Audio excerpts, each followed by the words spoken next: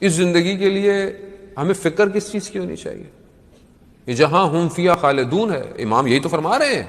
مولا کائنات اپنے بیانات خطبوں کے ذریعے سے جہاں امام نے 3 دفعہ دنیا کو طلاق دے دی ہے، وہ یہی بتانا چاہ رہے ہیں کہ دیکھو یہ دنیا ہے، اپنی جگہ پر ہے، لیکن اصل میں وہ ہے جہاں تم نے ہمیشہ رہنا ہے، لیکن جانا اسی دنیا سے ہے. ہمارے استاد آیت اللہ تحریری حفظ اللہ فرماتے ہیں کہ یہ دنیا بیسکلی کمال پہ پہنچنے کا راستہ ہے. اب آپ ہی نہیں کہہ سکتے کہ میں پہاڑوں میں چلا جاؤں اور چپ کر کے بیٹھا رہوں، اکیلا بیٹھا رہوں، مجھے نہیں، ایسے نہیں جائیں گے.